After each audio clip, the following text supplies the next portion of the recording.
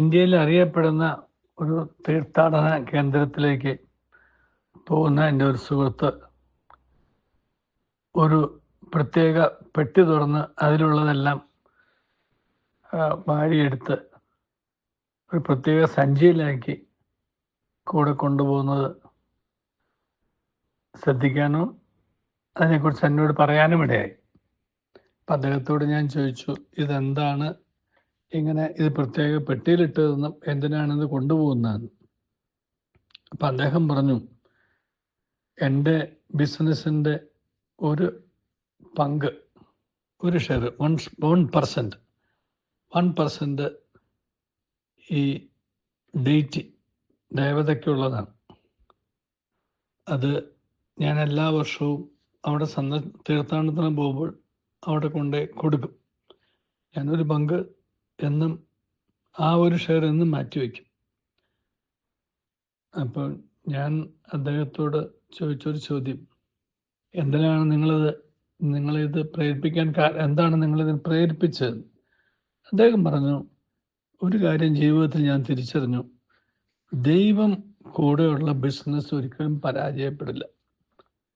ഞാനിത് ദൈവത്തെ കൂടെ നിർത്തി ബിസിനസ് ചെയ്യാൻ തുടങ്ങിയപ്പോൾ എൻ്റെ ബിസിനസ്സിൽ ഒരുപാട് ഉയർച്ച വന്നപ്പോൾ ഞാൻ തീരുമാനിച്ചു, എൻ്റെ ബിസിനസ്സിൻ്റെ ആ ഒരു പങ്ക് ദൈവത്തിനങ്ങ് മാറ്റിവെക്കണം. ആ പങ്ക് ഞാൻ വിശ്വസ്തയോടെ എല്ലാ വർഷവും ഞാൻ കൊണ്ടേ കൊടുക്കും. അത് എത്ര കോടി വന്നാലും ഞാൻ അങ്ങനെ തന്നെ കൊടുക്കും. അതിനകത്ത് മാറ്റമൊന്നും വരുത്തില്ല. ഞാനത് എണ്ണി നോക്കുക പോലുമില്ല. കാരണം അത് കൃത്യവും വ്യക്തവുമായിട്ട് ഞാൻ നിക്ഷേപിക്കുന്നതാണ്, മാറ്റിവെക്കുന്നതാണ്. എൻ്റെ ജീവിതത്തിൽ ഞാൻ തിരിച്ചറിഞ്ഞ പരമമായ സത്യം, നരന് ഈ ഉലകത്തിൽ ദൈവം തുണയാകാതെ ഒന്നും ചെയ്യാൻ കഴിയുകയില്ല എന്നാണ്.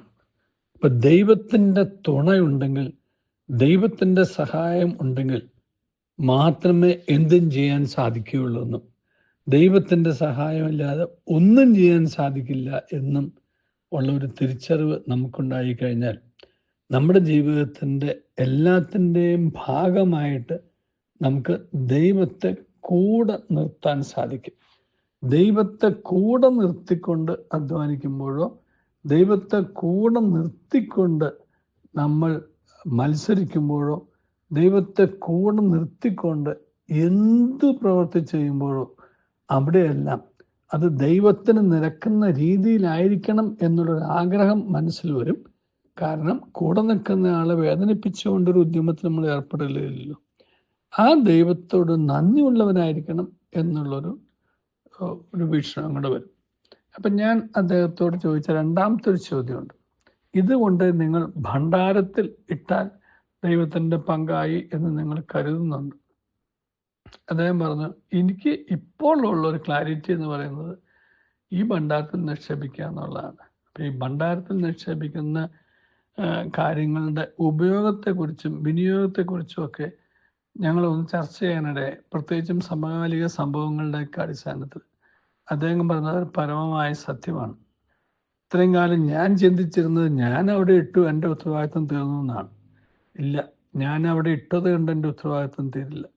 ദൈവത്തിന് നമ്മുടെ സമ്പത്തിൻ്റെ യാതൊരു ആവശ്യമില്ല, ഒരു പങ്കും ആവശ്യമില്ല. പക്ഷെ ദൈവം സൃഷ്ടിച്ച മനുഷ്യന് ആവശ്യമുണ്ട്.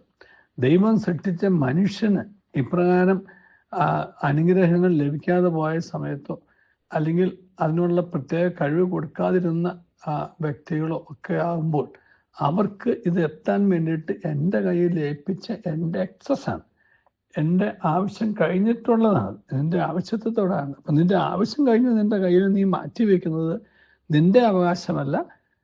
നിന്നെ പോലെ അധ്വാനിക്കാൻ കഴിയാത്ത, നിന്നെ പോലെ അവസരം കിട്ടാത്ത, നിന്നെ പോലെ അതിനുള്ള സാഹചര്യങ്ങളില്ലാതെ പോയ ആളുകൾക്ക് ഉപയോഗിക്കാനുള്ളതാണ്.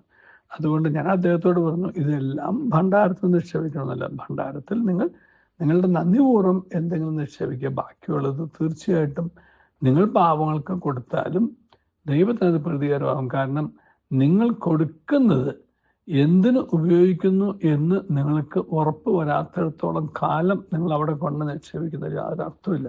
എനിക്ക് കിട്ടിയ നല്ലൊരു ക്ലാരിറ്റിയാണ് ഞാൻ പറഞ്ഞത്. ഇത് ദൈവിക ആവശ്യങ്ങൾക്ക് വേണ്ടിയിട്ട് സമ്പത്ത് കൊടുക്കണ്ട എന്നൊരു അഭിപ്രായം എനിക്ക് ഒരിക്കലുമില്ല. പക്ഷെ ആവശ്യമുള്ള ദൈവിക കാര്യങ്ങൾക്ക് വേണ്ടിയിട്ടാണ് അത് ഉപയോഗിക്കേണ്ടത്. ആവശ്യമില്ലാത്തടത്ത് നമ്മൾ ഒരു ഭണ്ഡാരം കണ്ടു എന്നുള്ളതുകൊണ്ട് മാത്രം നിക്ഷേപിക്കണമെന്നില്ല. പാവപ്പെട്ടവർക്ക് വേണ്ടിയിട്ട് നമുക്ക് ഒരുപാട് ചെയ്യാൻ സാധിക്കും. കാരണം പാവപ്പെട്ടവർ ദൈവത്തിൻ്റെ പ്രതിരൂപങ്ങളാണ്. പാവപ്പെട്ടവർ നമ്മുടെ മുമ്പിൽ വരുന്ന കാണപ്പെടുന്ന ദൈവമാണ്.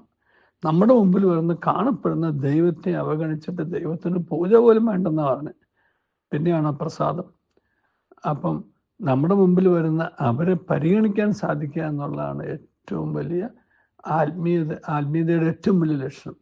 അവരെ പരിഗണിച്ചിട്ട് അവരെ ദൈവത്തിൻ്റെ പ്രതിരൂപങ്ങളായി തിരിച്ചറിഞ്ഞ് അവരുടെ അന്തസ്സ് മാനിച്ച് അവരെ നമ്മെപ്പോലെ അന്തസ്സുള്ളതാക്കി തീർക്കാൻ നാം നടത്തുന്ന ഏതൊരു പരിശ്രമവും ആത്മീയ പരിശ്രമമാണ്. അത് പ്രാർത്ഥനയാണ്. അതും ദൈവത്തെ പ്രസാദിപ്പിക്കലാണ്. അങ്ങനെയുള്ള ശുശ്രൂഷകൾ കൂടി നമ്മുടെ ജീവിതത്തിലുണ്ടാവട്ടെ. അപ്പോൾ നമുക്ക് കാണപ്പെടാത്ത ദൈവം അനുഗ്രഹിക്കും. കാണപ്പെടുന്ന ദൈവത്തിൻ്റെ കണ്ണ് നിറയുമ്പോൾ, മനസ്സ് നിറയുമ്പോൾ. നല്ലൊരു ദിവസം എല്ലാവർക്കും നേരുന്നു. ദൈവം നമ്മെ അനുഗ്രഹിക്കട്ടെ. റേഡിയോ മല്ലു, മലയാളിയുടെ പാട്ടുപെട്ടി.